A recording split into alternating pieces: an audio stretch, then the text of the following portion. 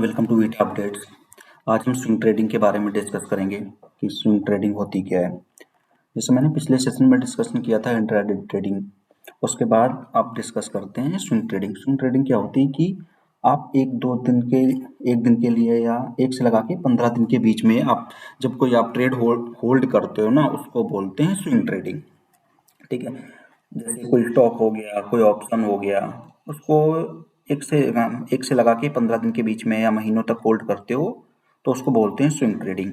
ठीक है, तो ये इंट्राडे ट्रेडिंग से थोड़ा फास्ट होता है, मतलब टाइम फ्रेम इसका इंट्राडे ट्रेडिंग से थोड़ा टाइम फ्रेम ज़्यादा होता है, बट इन्वेस्टिंग से थोड़ा टाइम इसका कम होता है।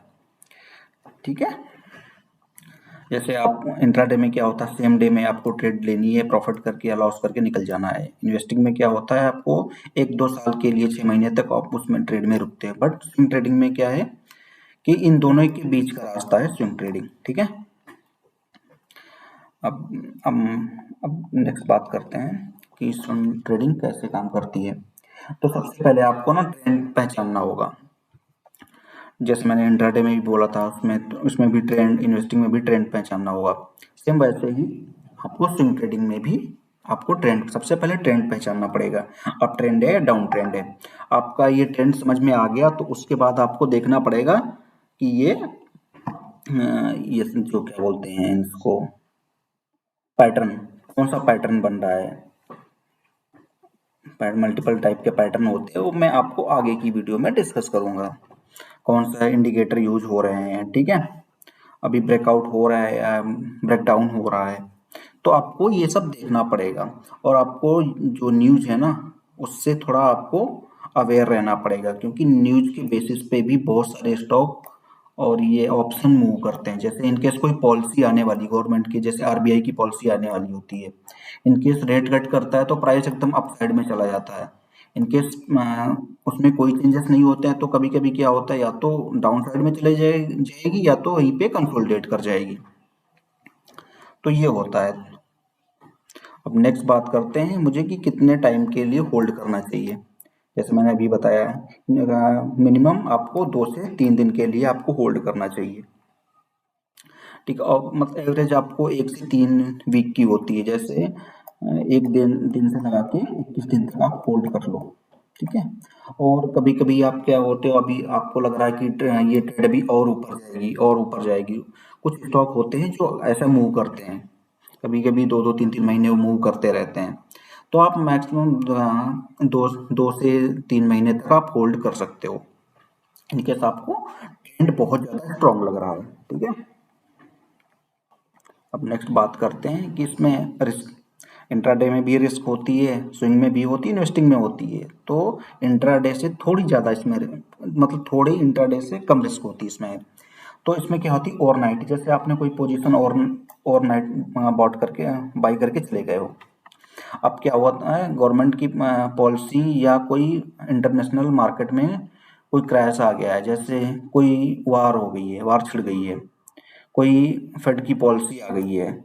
इनकेस ऐसा क्या होता है, कभी कभी रातों रात प्राइस आपने अब डायरेक्शन के लिए बाई कर रखा था, पता चला कोई युद्ध हो गया, वार हो गया, तो वो मार्केट वहीं से 2-3 हज़ार पॉइंट गिर गया, तो इसको आपको बहुत ज़्यादा लॉस हो सकता है। तो ट्रेडिंग में ओवरनाइट लॉस तो होती है। ठीक है, और रिजल्ट, इनकेस आपने कुछ बाई कर रखा है, कंपनी अपना कोई इंटरनल स्ट्रक्चर चेंज कर देती है, तो उसके भी चलते आपका स्टॉक गिर सकता है, तो ये भी रिस्क होता है।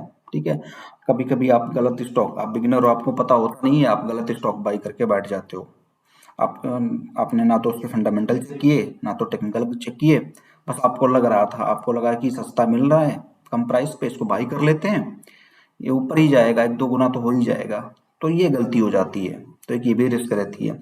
आपको पेशेंस रखना पड़ेगा, थोड़ा धैर्य बना के रखना पड़ेगा कि हाँ, अभी मैंने ट्रेड बाई की है, या तो स्टॉप लॉस हिट करेगा तब मैं निकलूंगा, या टारगेट हिट करेगा तब निकलूंगा। तो आपको ना थोड़ा पेशेंस बना के रखना पड़ेगा थोड़ा, और डिसिप्लिन में आप ट्रेड करोगे। ठीक है, अब नेक्स्ट बात करते हैं इसके गोल्डन रूल। ठीक है, अब सबसे पहले मैंने बताया स्ट्रेटजी, पहले स्ट्रेटजी तो मैंने आपको बता ही दिया था कि इनके ट्रेंड चेक करोगे, उसके बाद आपने ये इंडिकेटर यूज कर लिया, सपोर्ट एंड रेजिस्टेंस यूज कर लिया, उसके बाद आपको स्ट्रेटजी तो आपने लगा दी। उसके सबसे पहले आपको आइडेंटिफाई करना पड़ेगा तो ये ट्रेंड क्या है, अपसाइड का है या डाउन साइड का है। इनकेस अपसाइड का है तो बाई का प्लान करोगे, इनसे डाउन साइड का प्लान है तो पुट का प्लान करोगे। इनकेस अभी आप बिगिनर हो ना तो आपको कॉल का ही प्लान करना चाहिए, ठीक है। आपने ट्रेंड आइडेंटिफाई कर लिया, ठीक है, कि बुलिश है कि बेयरिश है, ठीक है। उसके बाद आपको स्टॉप लॉस तो भाई किसी भी कीमत पे भूलना ही नहीं है। इनकेस स्टॉप लॉस भूल गए तो भैया सोचो मेरा अकाउंट भी भूल जाओ जिसमें कुछ पड़ा बैलेंस है, ठीक है।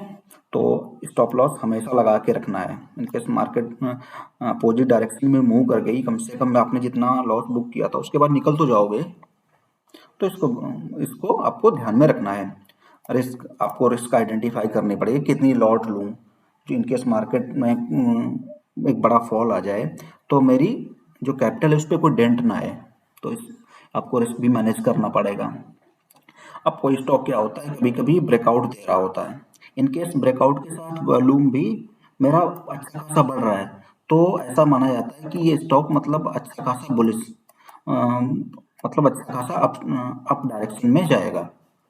इनकेस प्राइस तो बढ़ रहा है बट वॉल्यूम उसका घट रहा है तो ऐसा वो थोड़ा ऊपर जाके वो नीचे तक गिर जाएगा, वो उसको बोलते हैं फेक फेक ब्रेकआउट, ठीक है। तो इनकेस ब्रेकआउट आपको देखना ही है तो वॉल्यूम के साथ देखना। इनकेस वॉल्यूम भी बढ़ रहा है प्राइस भी बढ़ रहा है तो अप डायरेक्शन का प्लान करना, ठीक है।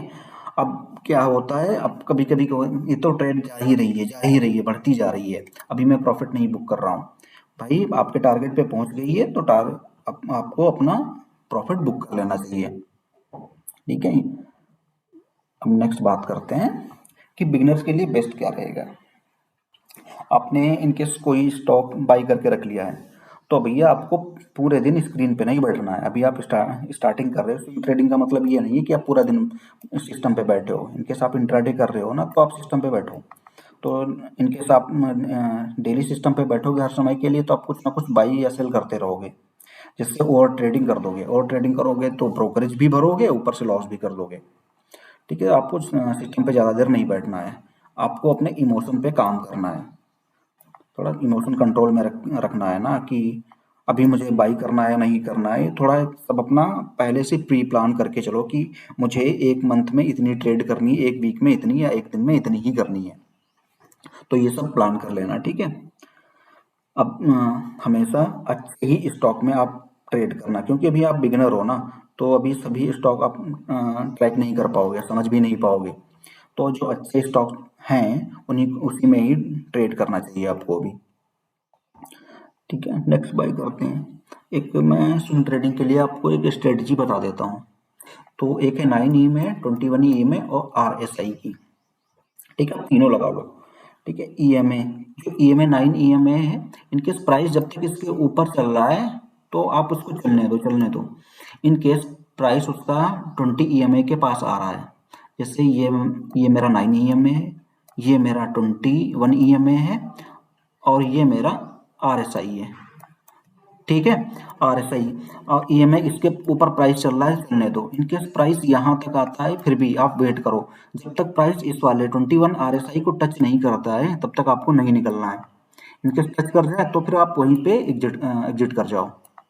जब तक इसके ऊपर चल रहा है आपको मतलब आपका जो पॉइंट ऑफ व्यू है वो बुलिश होना चाहिए। या तो टारगेट हिट कर जाए फिर तो कोई बात ही नहीं है, टारगेट हिट कर गया निकल जाओ। और दूसरा आपको आरएसआई का भी ध्यान रखना है।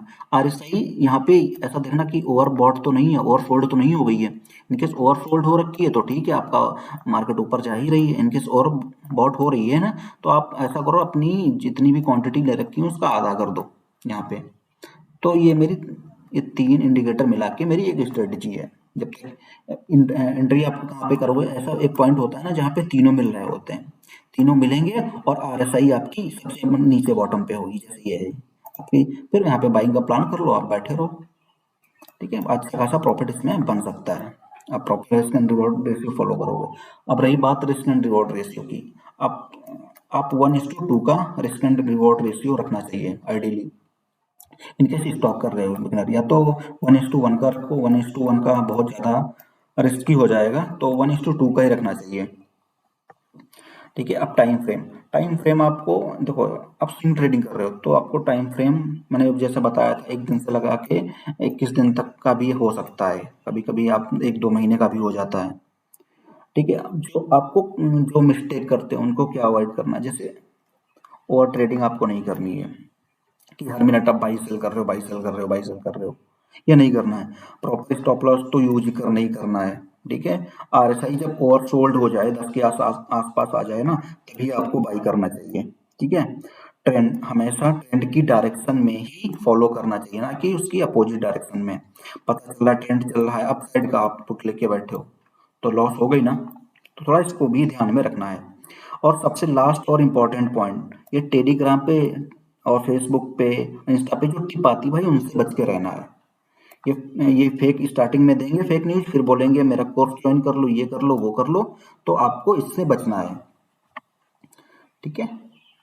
आज के लिए बस इतना ही था। इनकेस वीडियो पसंद आए हो तो लाइक शेयर सब्सक्राइब करना। अभी के लिए जय हिंद।